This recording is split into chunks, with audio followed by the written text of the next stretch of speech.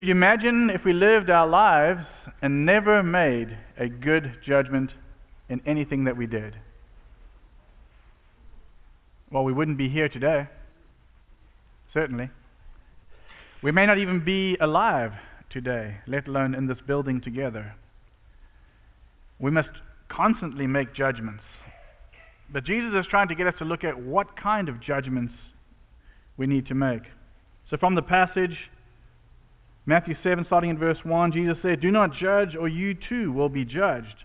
For in the same way you judge others, you will be judged. And with the measure you use, it will be measured to you. Why do you look at the speck of sawdust in your brother's eye, and pay no attention to the plank in your own eye? How can you say to your brother, 'Let me take the speck out of your eye,' when all the time there is a plank in your own eye? You hypocrite! First take the plank out of your own eye, and then you will see clearly to remove the speck from your brother's eye. Do not give dogs what is sacred. Do not throw your pearls to pigs. If you do, they will trample them under their feet, and then turn and tear you to pieces." What interests me the most about this passage is the illustration that Jesus uses about judgment. If you notice in the passage, he speaks about someone who has a speck in their eye and somebody else who has a beam or a plank coming out of their eye. And how foolish it is to assume that we can somehow help others when we haven't taken care of ourselves first. And this is where our judgment comes in. I think first of all, we need to realize that Jesus is saying that we need to make judgments. The person with the plank needs to take care of what they need to take care of. A judgment needs to be made. There's something wrong. I need to take care of it. Then in turn, they need to turn to their friend and try to help their friend. Judgments need to be made. Sometimes the judgments we make are not correct. Sometimes we prejudge, prejudice. We do it before we even know anything about someone.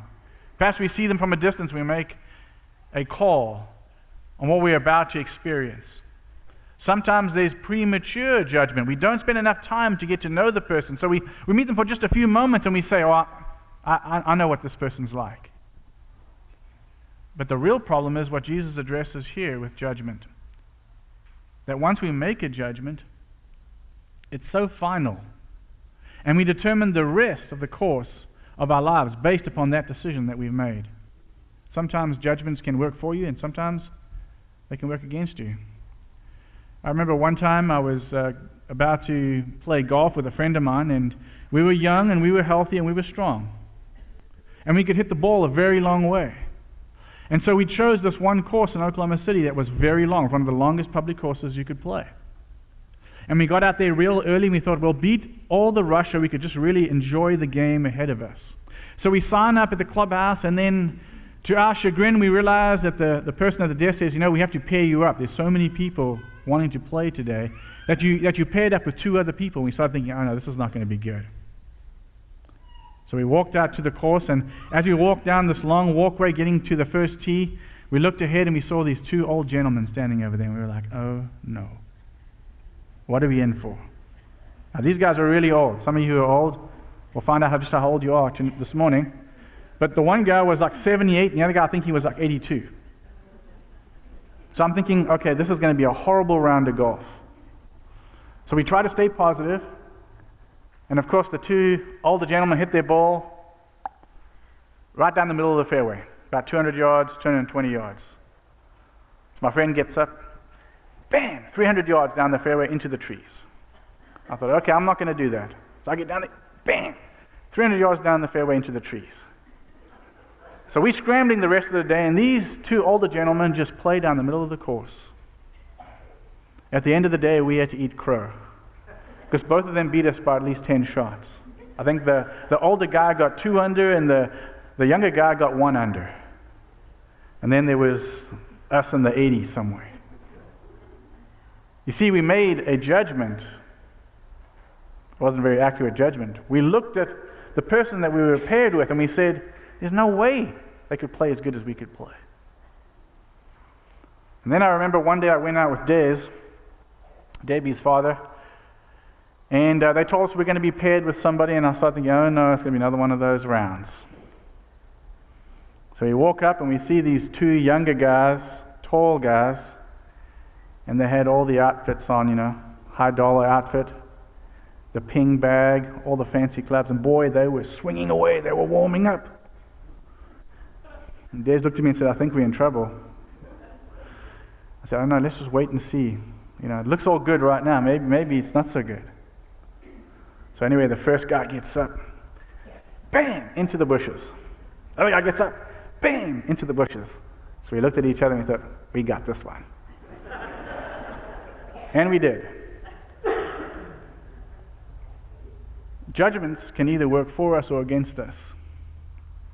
Those two stories illustrate that. But if we think about a judgment, if we think about an incorrect judgment, a prejudice, or a premature judgment, it's so final. It changes the way we approach life from that point on. Do we want to take that kind of risk? I think of it in reverse. How many people have you approached and you try to help, and then they make a judgment about you? You have made no judgments about them, but they've made a judgment about you. And maybe you are hurt or you are offended. Maybe you're taken advantage of because somebody made a judgment about you. It doesn't feel good. So I want us this morning to think about what Jesus was trying to say in this passage, what he was trying to relay to us. Now you've got to remember, Jesus was speaking to Jews. He was speaking to Jews who knew the law. He was speaking to Jews who would be interacting with other Jews who also knew the law. He was speaking to people who thought the same, and for the most part, should have acted the same. And he was telling them that there were certain judgments they just could not make. First of all, I think, if we judge, if we look at these words that Jesus uses, the word there for judgment is actually a word that we think of in Western terms as a court case or a trial. That's what we think of, don't we? We think of going through some sort of process of making a determination. Well, that's not the word that's used here. The word that is used here is the word condemn. We cannot condemn. It's fine making a judgment because all we can do is go by what we see or go by what we hear. That's all we can use. We're trying to figure out who this person is, what they're like. And then we adjust our lives based upon what we learn from this interaction that we have. But we can't condemn. From verse 1 it says, do not judge, or you too will be judged. And the word there, judge, is the word krino. It's where we get the word criticize from. To carefully go through and break down and analyze something, to figure it out. But in this context, if you notice there, it says it's to distinguish, to decide, by implication, to try, condemn, punish.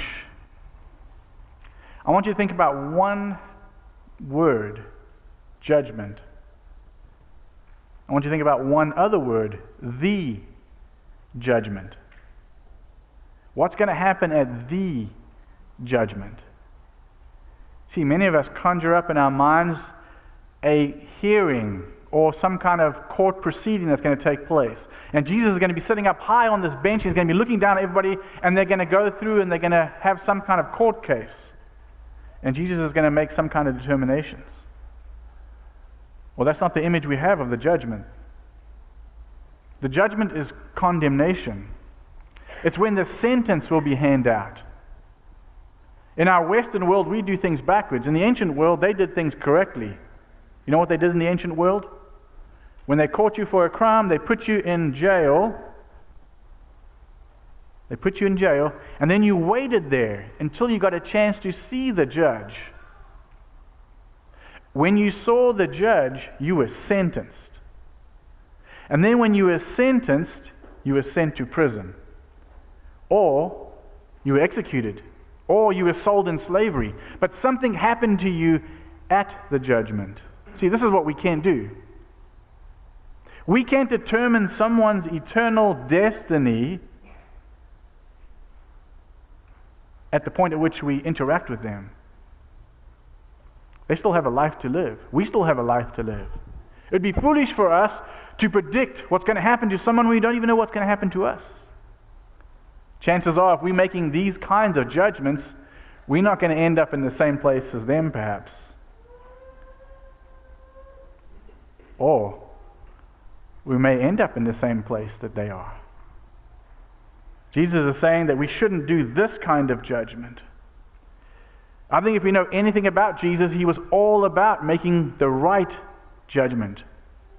You remember when he sends out the 12, to Israel in Matthew chapter 10, he gives them all these strict instructions about how they should do things. And you remember in the one section there he says, if you go somewhere and someone doesn't listen to you, dust your feet off and move on. That's a judgment.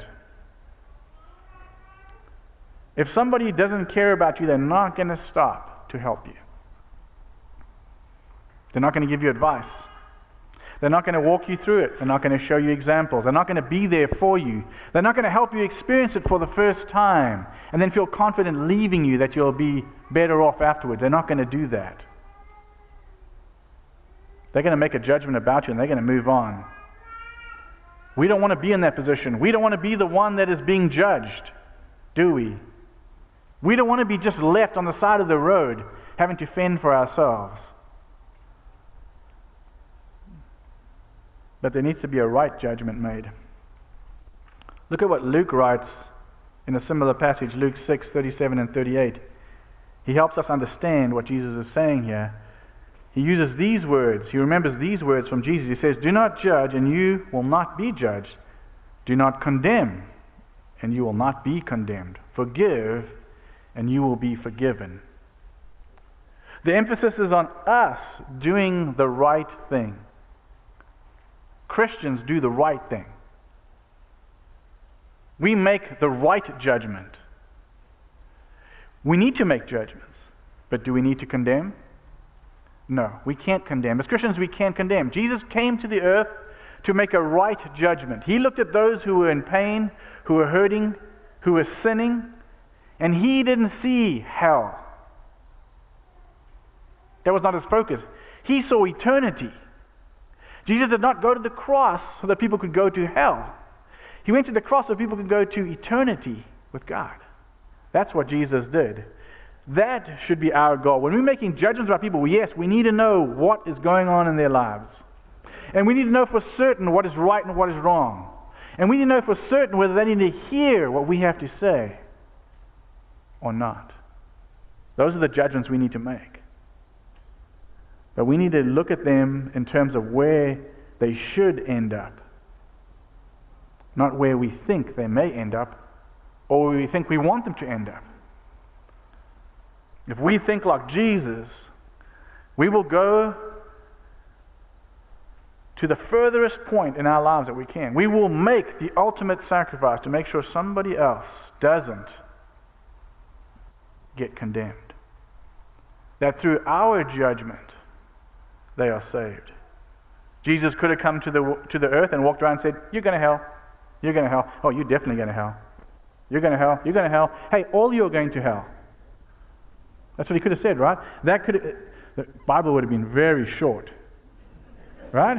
The first, Matthew chapter 1 and verse 1. You're all going to hell. Amen. See ya. That is nothing like God. Think of how cold that is. Think of how wrong that is. We can't be that way. God doesn't want us to be that way. Jesus was not that way. We cannot be that way. Next, I believe from this passage, we need to judge with a just standard. A just standard. Now, Jesus here illustrates it. He says that we should use a certain kind of measure. Notice what he says in verse 2. "For in the same way you judge others, you will be judged, and with the measure you use, it'll be measured to you." And that's that interesting word there. See the word metron? It's where we get the word meter from. I know that's probably a cuss word in America because everyone uses yards over here, but in the rest of the world they use the word meter because it's a term of measurement. It's a precise term of measurement. If you look at the definition there, a measure, by implication, a limited portion. A limited portion. Now, from what I understand, somewhere in Europe, there is a place in which they keep this object that is supposedly one perfect example of what 1 meter is. And it's kept in a contained place. So that when they measure anything, this thing, at whatever temperature it is precisely 1 meter long. There's a lot of attention to getting it perfect. Perfect. Jesus is saying when we measure, be careful how we measure, because that's going to be used against us. Careful how we judge, because we're going to be judged that way. It's interesting that he uses that word measure, that it's a specifically described, clearly defined distance. You see, it's attention to detail that we need to be concerned about. What is right? What is good? What can I take? What can I accept? What can I discard? As I analyze my interaction with somebody, are we always correct in our judgments? No matter how hard we try, we make mistakes, don't we? Who's ever been ripped off by somebody? Who's ever been taken advantage of? We use a word for that. Sucker. Right? Haven't we all been suckers? Haven't we all been taken advantage of? You know what, as a Christian, unfortunately, we are called to be the sucker. Because there's a judgment we cannot make.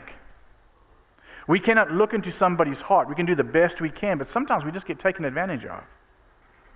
I'm sure you've helped family members time and time again, and they've taken advantage of you. Just keep helping them. I'm sure you've been taken advantage of by strangers. Just do your best and keep helping them. Because that's what we're called to do. That's the one judgment we can't make. We can't look inside the heart and determine where that person's going to go and what they're going to do. I remember one time our youth minister got in touch with this homeless person because he had been out doing all this homeless ministry, and he found this guy and he said, you really need to meet him. We need to talk to him. Let's set up a meeting. Because it's very hard dealing with the homeless, because a lot of times they don't speak to you honestly. They play these games because they're trying to get something from you. They just see sucker written on you. Well, this guy wasn't like that. So he said, you need to meet him. We can maybe help this person. I said, okay, let's set up a meeting. So we set up a meeting. We talked to the guy and we talk about all these, find out he's a member of the church. Had a well-paying job. Had a family. Had children. Had all these responsibilities and just walked away. So we talked to him and said, hey, we really think you need to go back. We need to reestablish all these relationships. You need to go and correct all the mistakes you've made. And so we offered to give him money. We gave him money to help him, and then he disappeared. When I looked in the mirror, I saw this word sucker starting to get written up on my head here. I realized I'd been taken advantage of. I didn't know what this person would do. Did the best I could. See, we can't not help. We must always help. Now, sometimes it's not in the way people want. Someone will come to you and say, give me some money, and sometimes it's best not giving them money. I'll take you to McDonald's and I'll buy you some food. Or I'll take you to the gas station and fill your tank up. So there are ways we can help people without thinking about it. Listen to what James says, at least. James chapter 2, verse 12 to 13. He says, speak and act as those who are going to be judged by the law that gives freedom, not the law that condemns. As Christians, we need to use the law of freedom. Because judgment without mercy will be shown to anyone who has not been merciful. Mercy triumphs over judgment. That's why Jesus said, don't judge.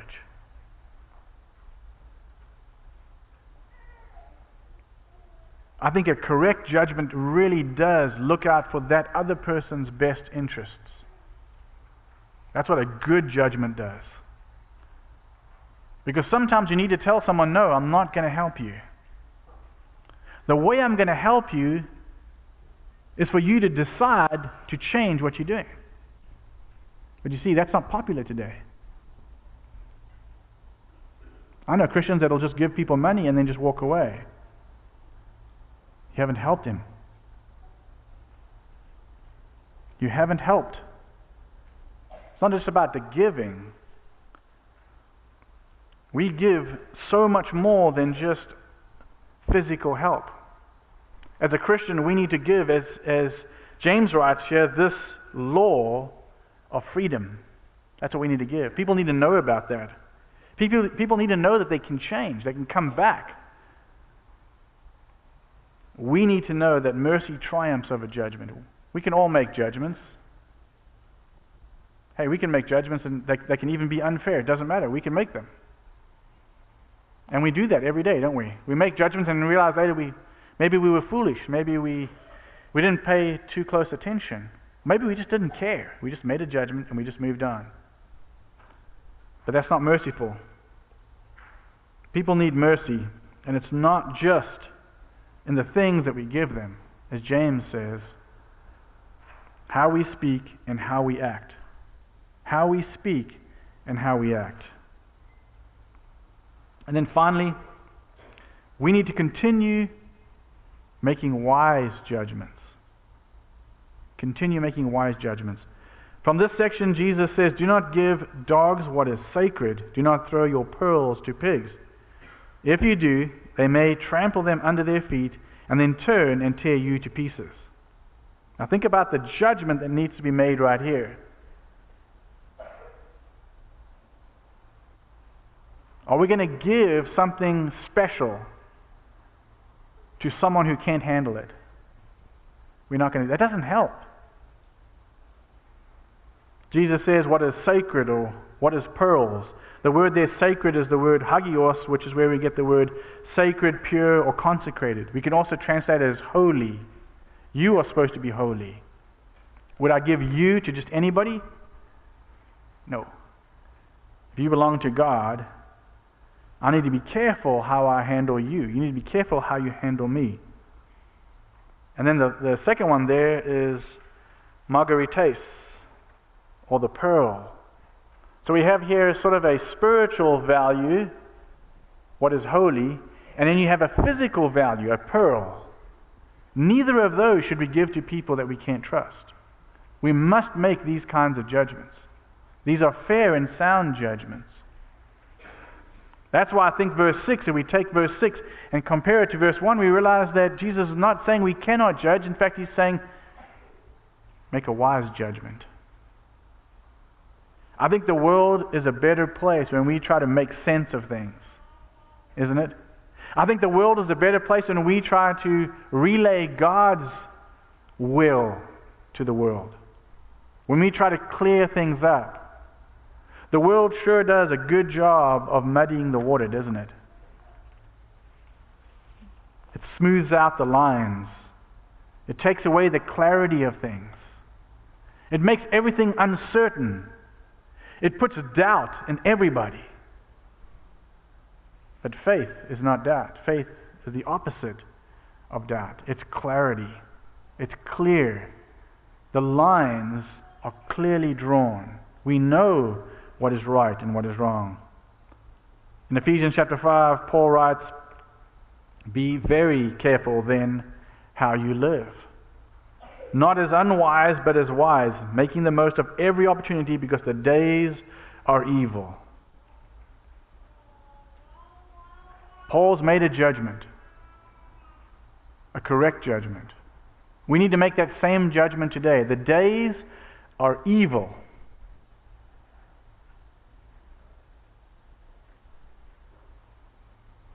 One of my favorite movies around Christmas time is A Wonderful Life. Anybody like A Wonderful Life? Well, that movie is completely wrong. It's completely wrong. That's a horrible life. That's what Paul is saying. We buy into this idea that everything in life is great and wonderful, isn't it? Well, Jesus said that road, that broad highway that everybody's on, leads to destruction. But if we're very careful, as he says here, Paul says we need to be wise, not unwise. We need to know the distinctions. We need to focus on the details. When we think of measuring something, it needs to be exact. We need to know what is right. Continue making good choices in your life. All the good choices you made, as I said earlier, got you here today. And if you continue making good choices, you will end up where you are trying to go today. You will reach your goal. And if we do as Jesus said, many more will follow you. You will be the source of help, clarity, judgment for everybody that you meet. Because you're trying to do it, as Jesus said, in the correct fashion. So what should we think about others? How do we interact with them? What should be important when we try to learn who they are? Well, we cannot condemn. We should not condemn. We should look at the potential in the person and realize that there's hope. Even when things look like they cannot be turned around. Every day we hear examples of people who have changed their lives. They were at the very extreme end, in fact, almost to the point of taking their own lives. And they find Jesus. And they start heading in the other direction. And all of a sudden, everything is available to them. We should judge fairly. Sometimes we're even unfair with ourselves. Let's begin being fair with ourselves. Seeing ourselves as we are, but most importantly, seeing others as they truly are, and make fair judgments. And then finally, we should continue making good judgments. I believe our world is a better place because we are doing the right thing. I believe our world is still continuing on because God thinks that more people can come to get to know Him. We have examples in the Bible where God looked at man and He said, you know what? I give up. I give up. That's why we had the flood. That's why Sodom and Gomorrah were destroyed. You see, we help God in His mission to reach as many people as He can when we make the right judgments. When we tell people what they need to hear, not what they want to hear. I encourage you to think about your week and all the decisions you're going to have to make. Pray that you make wise decisions and continue to do so.